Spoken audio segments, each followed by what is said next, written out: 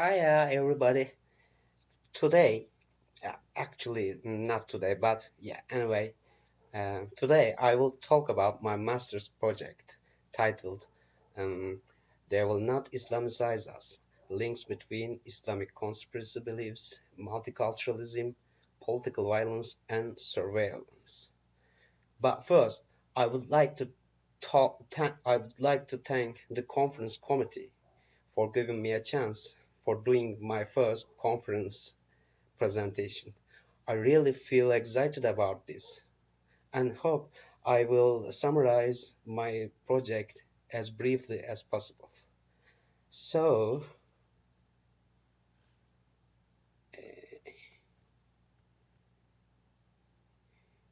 in this study, focusing on Islamic conspiracy beliefs, we aimed to investigate the neglected links between conspiracy beliefs and their potential consequences beyond attitudinal outcomes, namely citizens' policy preferences, their harsh behavioral stances about how outgroups should be treated.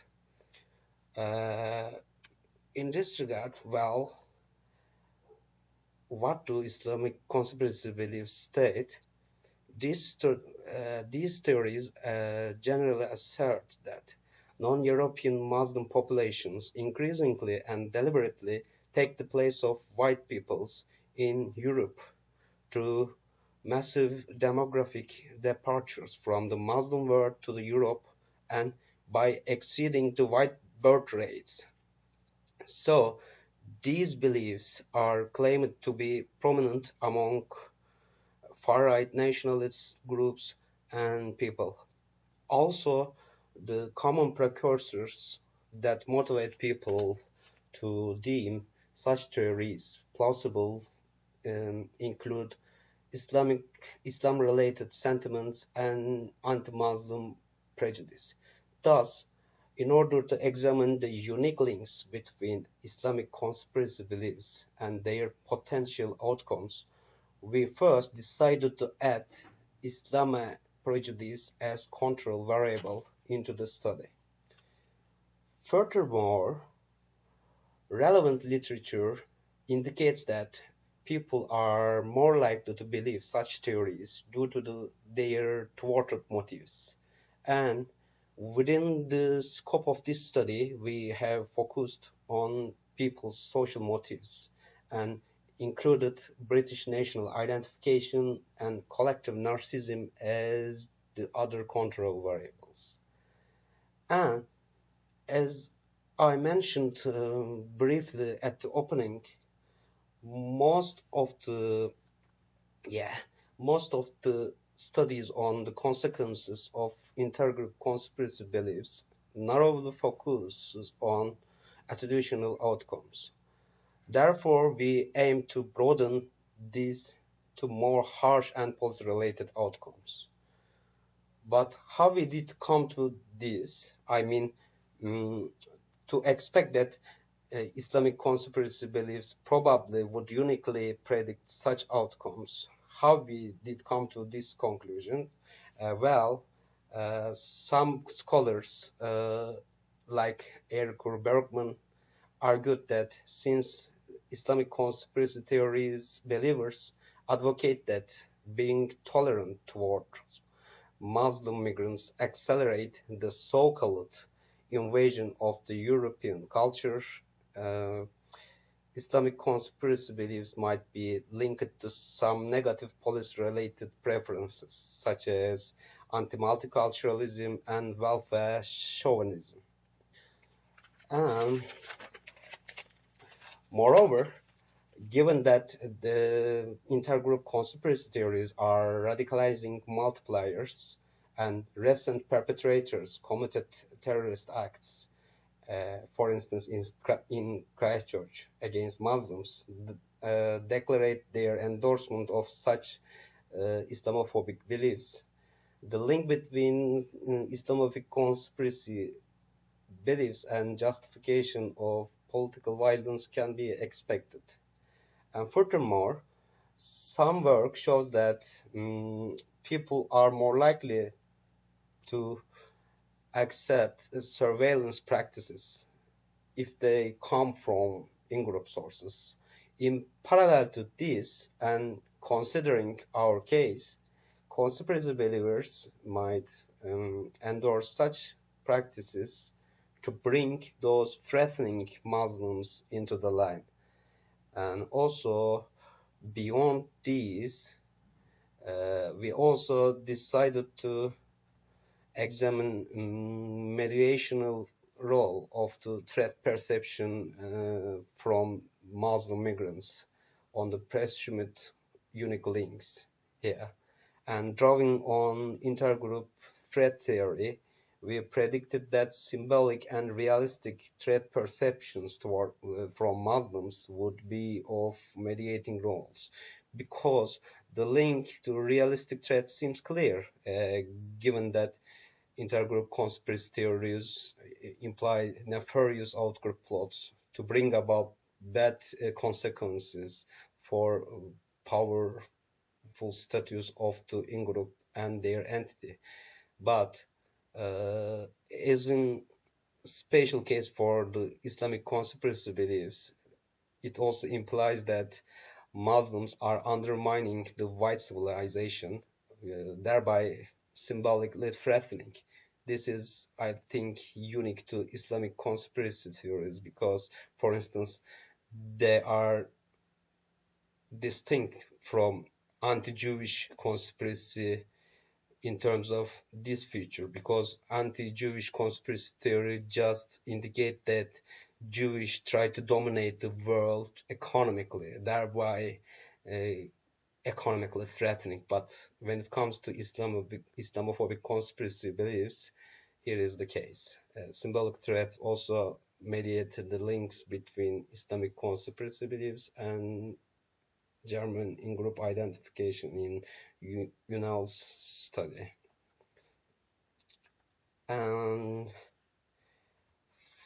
finally, we added another control variables. One of the robust findings in conspiracy literature indicates that people believe in different conspiracy theories strongly correlated with each other's. So we included general conspiracy beliefs and conspiracy mentality based on this rationale. On the other hand, well, findings also shows that intergroup conspiracism and group entity perception go hand in hand, and such a stereotyping minority groups eradicates the favorable impacts of positive intergroup contact towards minority groups. Thus, we included group entity and negative intergroup contact with Muslims as last control variables. And then we are going into our hypothesis. As you can see, our hypotheses are here, and for the sake of the brevity, I will skip them out, and I will do this for the other remaining parts of the presentation, because I think this is very time consuming, and this is, I guess, maybe the only best part of doing presentation record, not face-to-face manner. So as I said, you can see the hypothesis and some of the remaining parts by pausing the video, and you can take a glance at some details on these slides. Well, and here our participants, they were non-Muslims, self-identified British adults, and we excluded 20 of them basing on our criteria, and you can see in the bold our criteria here. And then here are measurement materials, and some of these materials are constitute of one item scales. I will talk about this point at the discussion part, but you can see them here in red color. And you can also take a glance at sample items and measurement features as you did just before for hypothesis. So here are predictor variables and mediator variables and our outcome variables.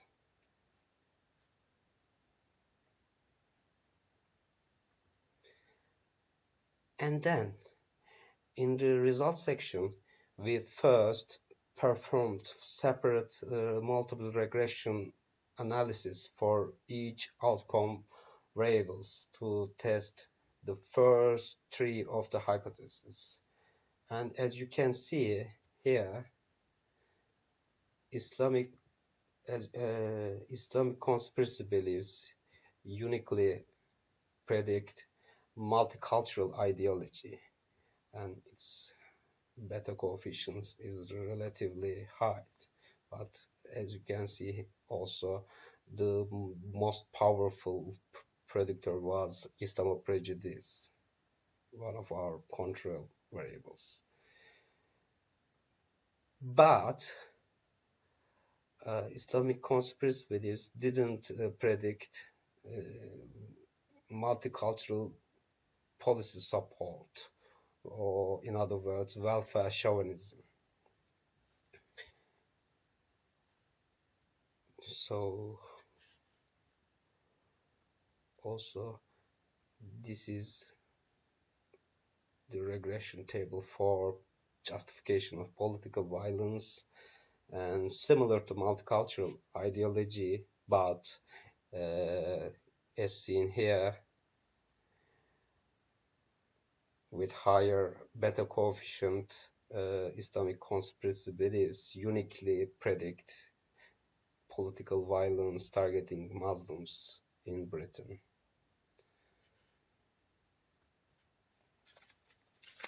And at the last part, however, Islamic conspiracy beliefs failed to uniquely predict surveillance toward Muslims after adjusting for our control variables. So this provide us partial support to test our last hypothesis on the mediating role of differential threat perception. So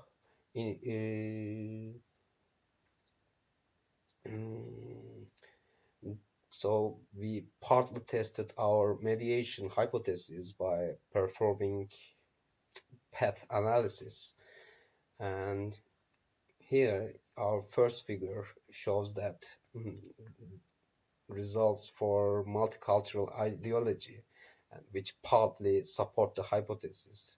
Islamic conspiracy beliefs both directly and indirectly via differential threat perception predict multicultural ideology. Also, as you can see in the second figure, the hypothesis found support for political violence too, meaning that Islamic conspiracy beliefs both directly and indirectly via perceived symbolic threat and perceived realistic threat, political violence.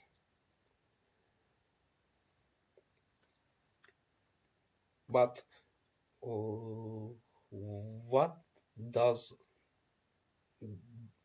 what do these results say to us? Well, uh, according to our results, present study widens the literature from attitudinal outcomes to public policy-related extreme behavioral stances partly, and thereby it relates conspiracy literature more directly to social issues.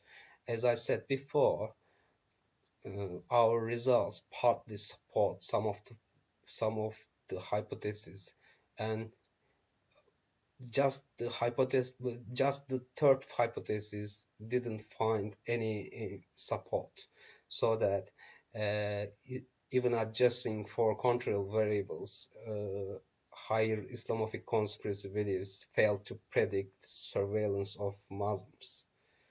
On the other hand, the unique links between Islamic conspiracy beliefs and multiculturalism and political violence are indirectly shaped by citizens' differential threat perception towards the Muslims. But why ICB didn't uniquely predict welfare chauvinism? Well, I think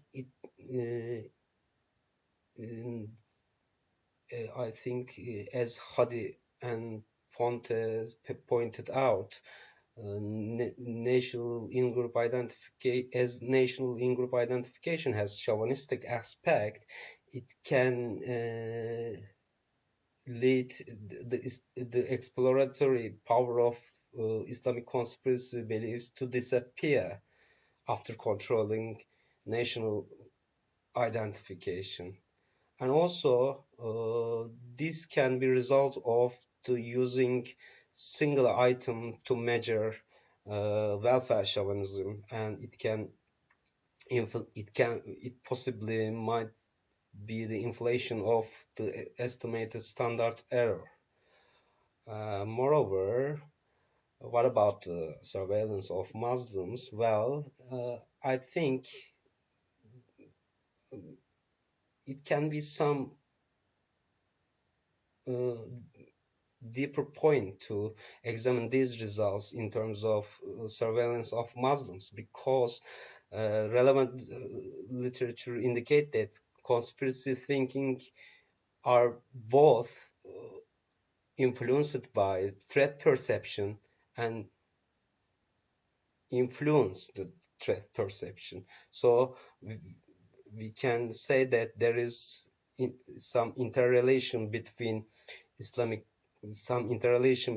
conspiratorial thinking and threat perception. So that, for instance, take a terrorist threat perception as an example. If there would be a bombing attacked by Muslim terrorists in Britain, such as the London bombing, it can heighten the it possibly can heighten the Islamic conspiracy beliefs, so that this can lead to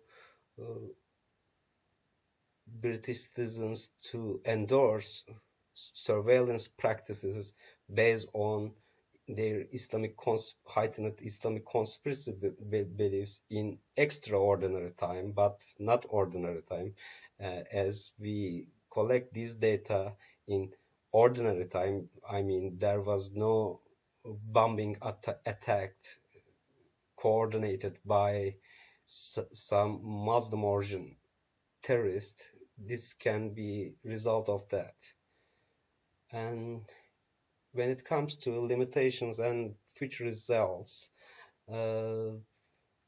experimental and longitudinal designs needed for causal inferences. To be honest, we were planning to run an experiment based on these studies results, but the pandemic erupted and screwed up all of the plans, so we failed to run an experiment on this issue.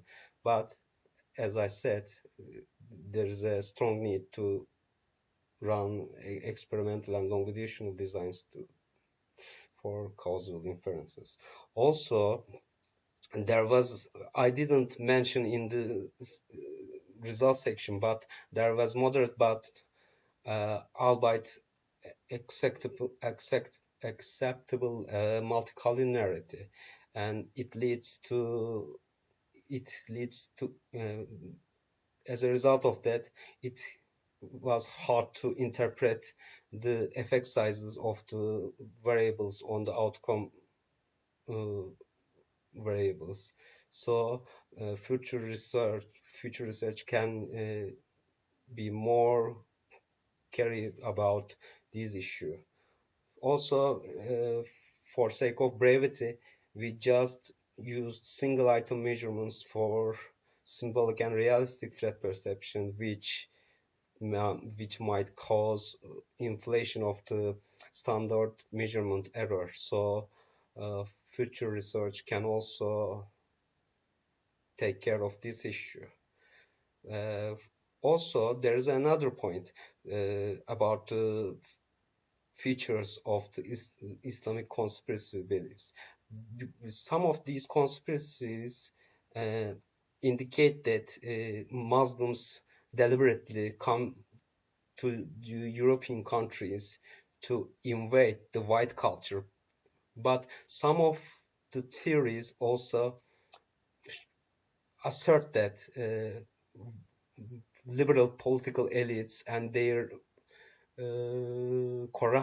so-called corrupted policies like multiculturalism lead the Muslims to invade their cultures. So they also blame liberal political elites to lead to invasion of their culture.